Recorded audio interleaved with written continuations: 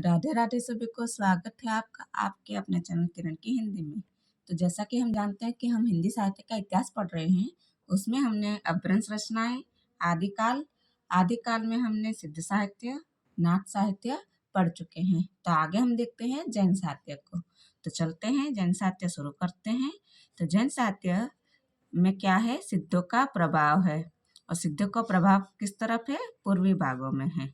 नाथों का प्रभाव पश्चिमी भाग में है और ये राजपूताना और पंजाब में है, जबकि सिद्धों का प्रभाव कहाँ है, पूर्वी भाग में है। नाथों का प्रभाव पश्चिमी भाग में है। जैनों का प्रभाव राजस्थान, गुजरात और दक्षिण पश्चिमी भाग में है। तो ये क्वेश्चन आ जाते हैं कि सिद्धों का प्रभाव कौन से भाग में है, पूर्वी भाग में। नाथों का प्रभाव पश्चिमी भाग में है और जैनों का प्रभाव राजस्थान, गुजरात, दक्षिणी पश्चिम भाग में है। आगे देखते हैं। जैन मत संबंधी रचनाएं दो प्रकार के हैं। कितने? दो प्रकार के। कौन कौन से? तो दोहों में रचित मुक्तक काव्य और जैन मत का प्रचार हेतु चरित काव्य, ये दोनों ही जैन मत के संबंधी रचनाएं के प्रकार हैं। आगे देखते हैं प्रमुख तथ्य। प्रमुख तथ्य हैं, अपभ्रंश में प्रथम रचना कौन सी है? उपदेश रसायन रास। जैन साहित्य की हिंदी में प्रथम रचना कौन सी है? तो भरतेश्वर बाहुली रास। रास परंपरा का प्रथम धर्मेतर रास ग्रंथ संदेश रासक है। हिंदी का प्रथम ऐतिहासिक ग्रंथ और रास ग्रंथ कौन सा है? पंच पांडव चरित रास। ये किसने माना है? शालिभद्र सूरि द्वितीय ने माना है। तो ये प्रथम रचनाएं पूछे जाते हैं। तो अपभ्रंश में प्रथम कौन से हैं? उपदेश रसायन रास। और जैन साहित्य की हिंदी में प्रथम रचना कौन सी है? तो भट्टेश्वर बाहुली रास। रास परंपरा का प्रथम धर्मेतर रास ग्रंथ कौन सा है? तो संदेश रासक।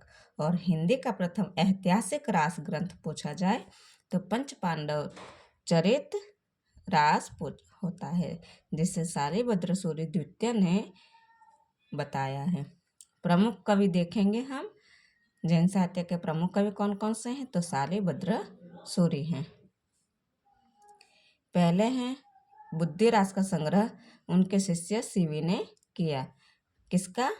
बुद्धिरास का संग्रह सीवी ने किया है। सेकंड है भरतेश्वरी स्वर बाहुबली रास।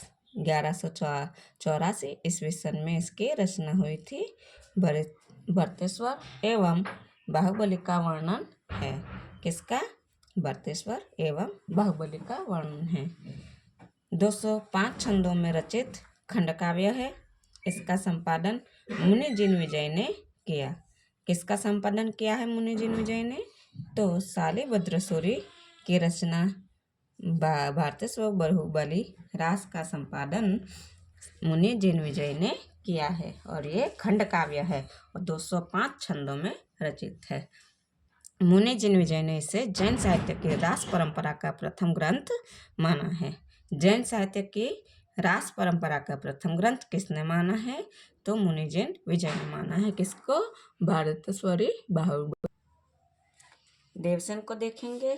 श्रावकाचार, ये उनके देवसेन की रचना है और 933 ईस्वी सन में इसकी रचना हुई थी। 250 दोहों में श्रावक धर्म का वर्णन है। इसमें श्रावकाचार में 250 दोहों में श्रावक धर्म का वर्णन है। दूसरा देखेंगे लघु नय चक्र, जिसे हम नय चक्र नाम से भी जानते हैं। काव्य की सीमा में नहीं आती। ये लघु नय चक्र रचना है जो काव्य की सीमा में नहीं आते। एक रचना है दर्शन सार। आगे देखेंगे सावय धम्म दोहा, भाव संग्रह, तत्वसार, आराधना सार आदि रचनाएं देवसेन की रचनाएं हैं। रचनाओं के नाम पूछे जाते हैं और कवि के नाम पूछा जाते हैं कि ये कौन से इतिहासकार ने लिखा है। दब्ब साहब प्रयास, ये रचना देवसेन की है और ये अपभ्रंश भाषा में लिखी है। आगे देखते हैं आस्कू कवि को। तो चंदन वाला रास, ये 1200 ईस्वी सन में लिखी गई थी और 35 छंदों का खंड काव्य है।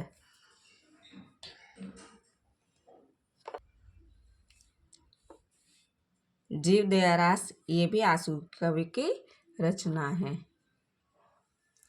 आगे देखते हैं विजय सेन सूरि जी को।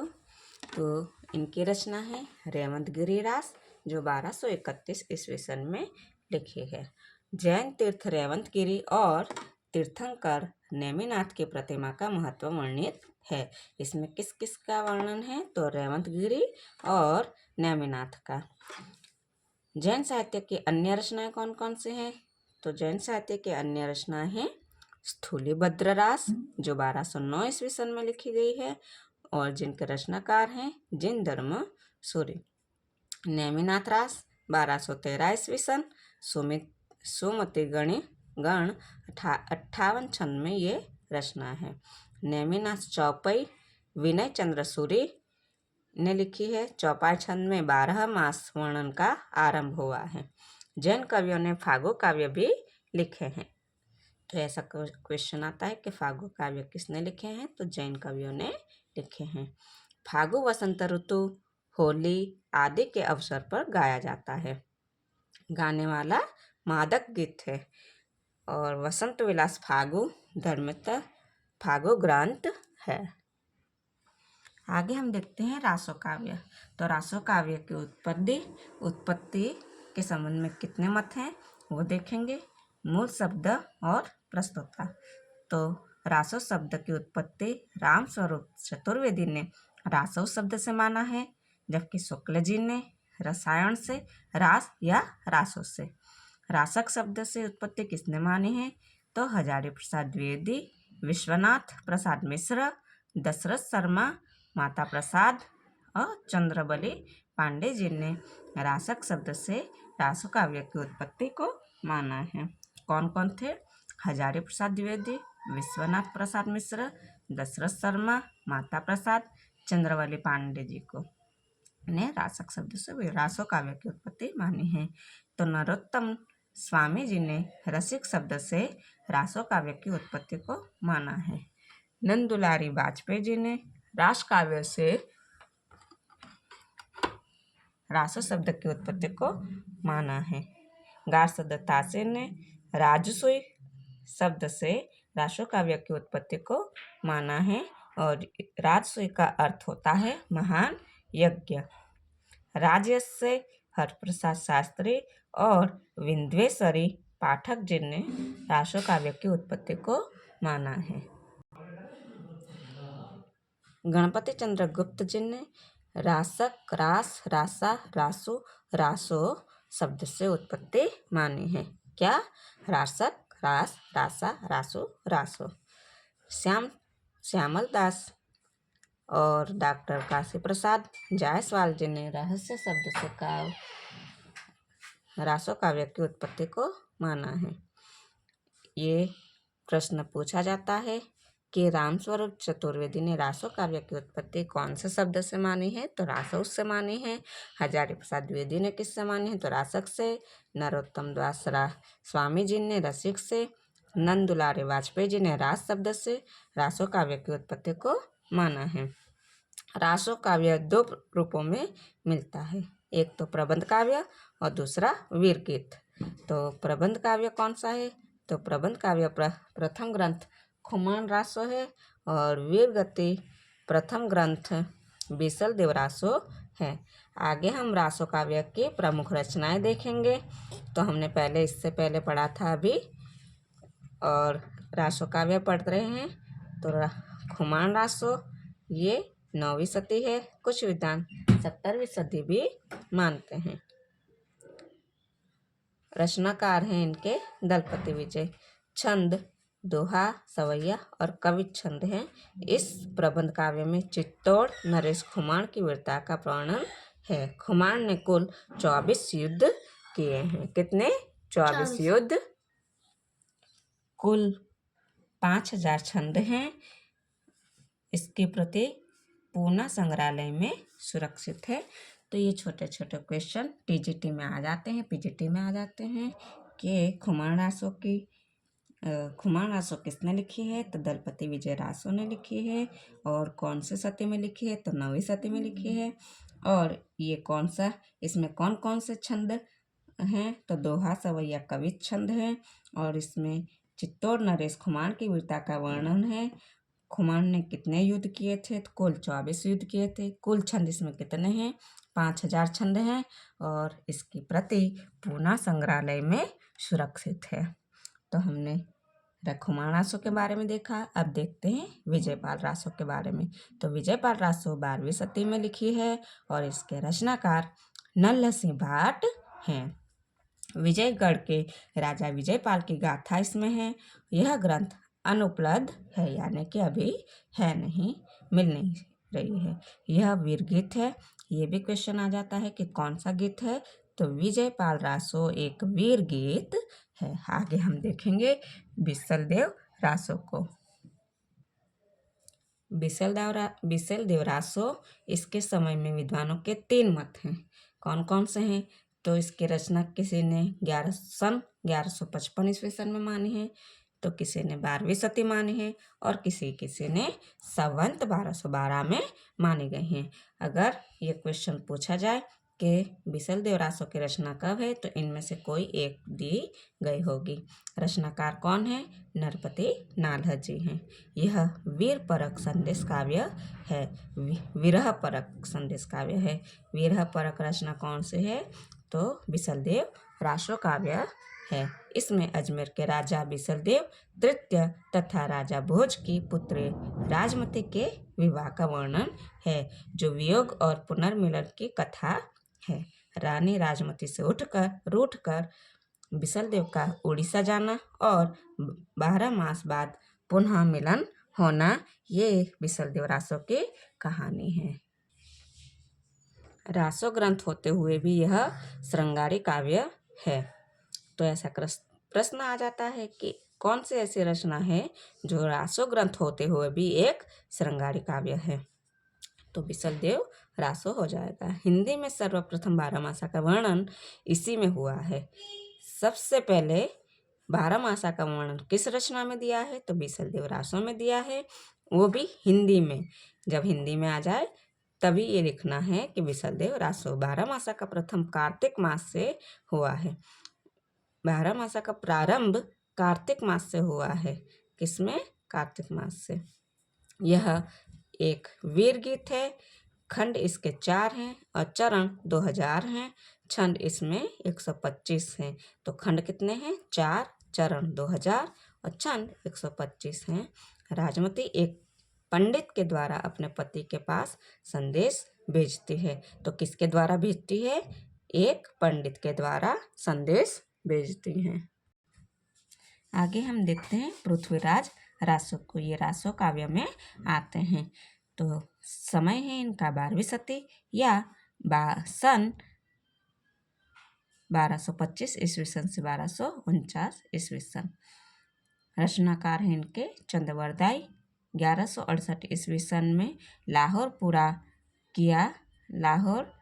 किया उनके पुत्र जलहन ने। क्या? लाहौर में पूरा किया था इनके पुत्र जलहन ने। चंद्रवरदाई का मूल नाम क्या है? तो बलिद्य पृथ्वी भट्ट, ये दोनों इनके मूल नाम हैं।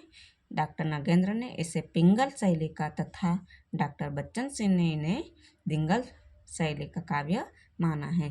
तो किसके मत अनुसार पिंगल शैली है? तो नगेंद्र के अनुसार है और डिंगल शैली बच्चन सिंह ने माना है। समय को सर्ग को यहाँ समय कहा गया है, जिसको कितने हैं? 69 समय हैं। छंद इसमें 68 प्रकार के हैं।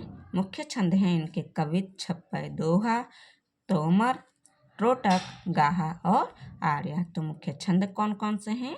कवित, छप्पय, दोहा, तोमर, त्रोटक, गाहा और आर्या। तो समय की संख्या पूछी जाती है, कितनी है? 69 है। और छंदों की संख्या पूछी जाती है तो ये 68 छंद है। अगर ऐसा क्वेश्चन आ जाए कि पृथ्वीराज रासो को पूरा किसने किया था, तो इनके पुत्र जलहन ने इनका पूरा किया था। इनका मूल नाम बलिद्य पृथ्वी भट्ट है। और डिंगल शैली किसने मानी है? तो बच्चन सिंह ने। और पिंगल शैली किसको मानी है? तो नगेंद्र जी ने मानी है। आगे हम देखते हैं। चंद्र कवि छप्पय चंद के विशेषज्ञ थे, अतः इन्हें छप्पय का राजा कहा जाता है। यानी कि छप्पयों का राजा किसको कहा है? चंद्रवरदाय जी को कहा है, क्योंकि इन्होंने 56 छंद में ज़्यादा लिखा है। इसमें एक खंड कैमास वध है, जिसमें कैमास के कामंद होने के कारण इसका पृथ्वीराज चौहान ने वध किया। पृथ्वीराज रासो की रचना सुख सुखी संवाद के रूप में हुई है, और ये कथन किसका है? तो हजारी प्रसाद द्विवेदी ने कहा है। सुख सुखी संवाद के रूप में पृथ्वीराज रासो को किसने माना है? तो हजारी प्रसाद द्विवेदी ने माना है। रामचंद्र शुक्ल ने पृथ्वीराज रासो को हिंदी का पहला महाकाव्य और चंद्रवरदाय को हिंदी का पहला महाकवि माना है। तो रामचंद्र शुक्ल ने पृथ्वीराज रासो को हिंदी का पहला कवि महाकाव्य और चंद्रवरदाय को पहला महाकवि माना है। तो ऐसा क्वेश्चन आ जाता है कि सर्वप्रथम महाकवि कौन सा है?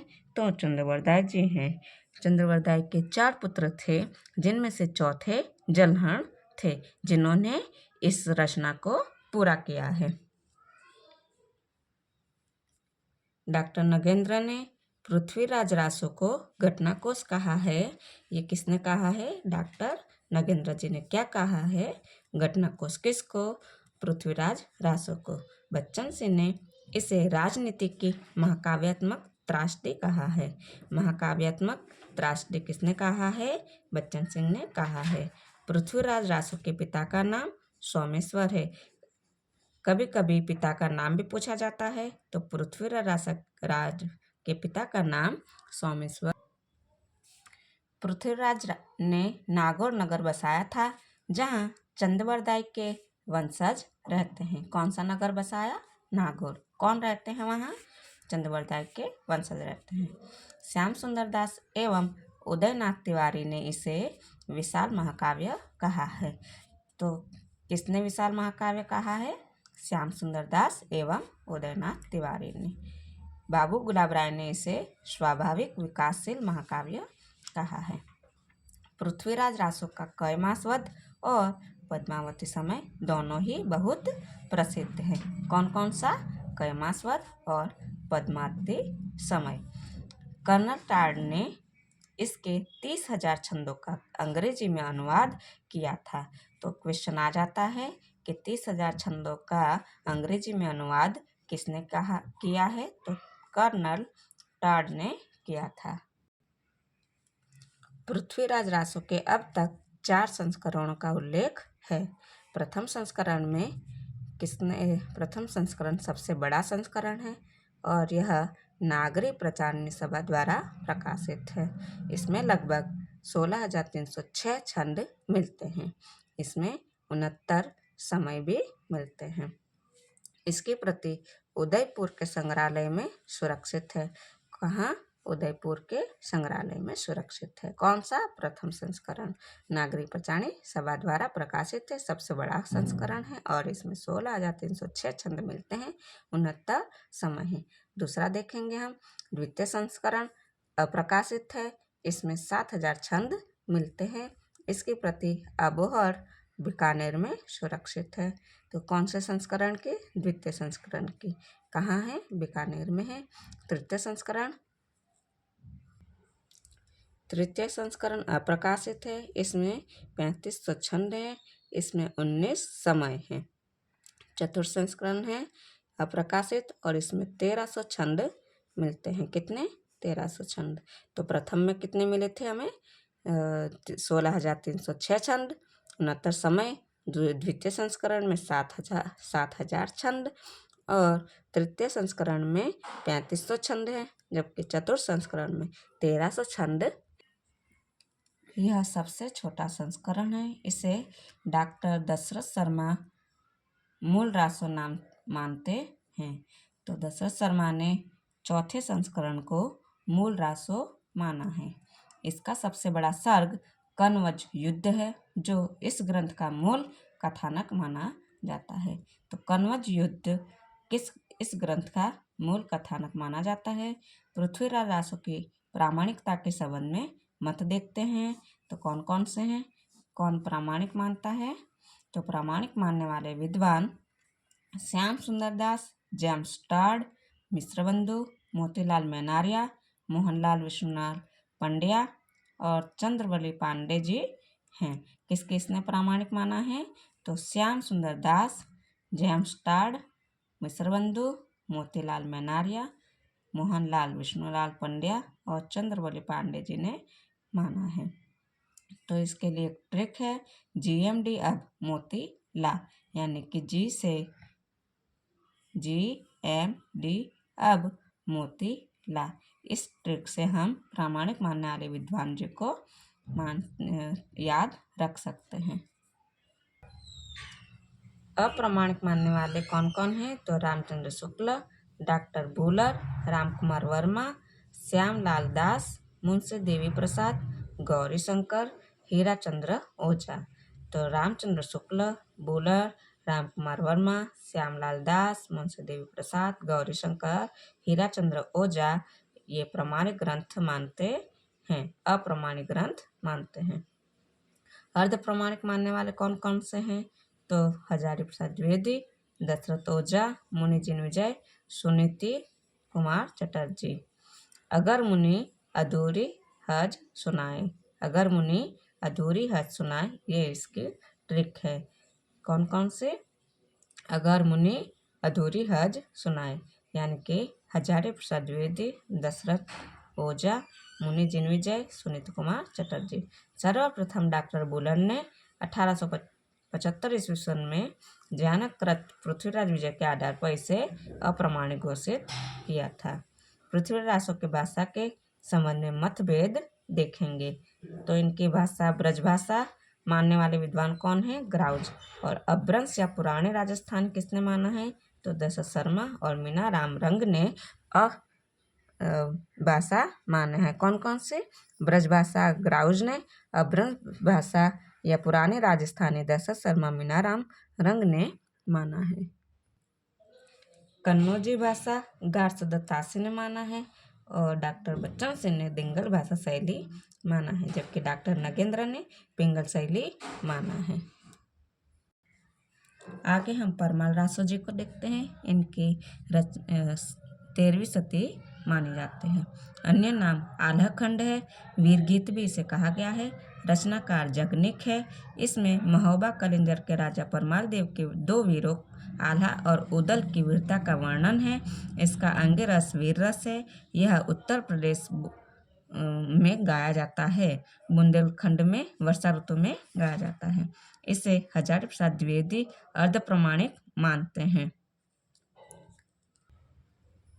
इसे फर्रुखाबाद के तत्कालीन कलेक्टर चार्ल्स इलियट ने सर्वप्रथम 1865 में प्रकाशित कराया। बाद में नागरिक प्रचारणी सभा काशी से श्याम सुंदर दास ने परमाल रासो नाम से प्रकाशित कराया है।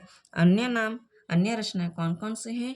तो रणमल छंद जो 14वीं सदी में लिखी है और ये वीर गीत है, श्रीधर की रचना मानी जाती है। हमें रासो 14वीं शती सारंगधर की रचना है जो कि अनुपलब्ध है। तो आज हमने रासो काव्य देखे हैं और इतिहास के संबंध में हमने रासो काव्य देखे, अपभ्रंश काव्य देखे। आगे हम देखेंगे लौकिक साहित्य। तब तक के लिए राधे राधे, धन्यवाद।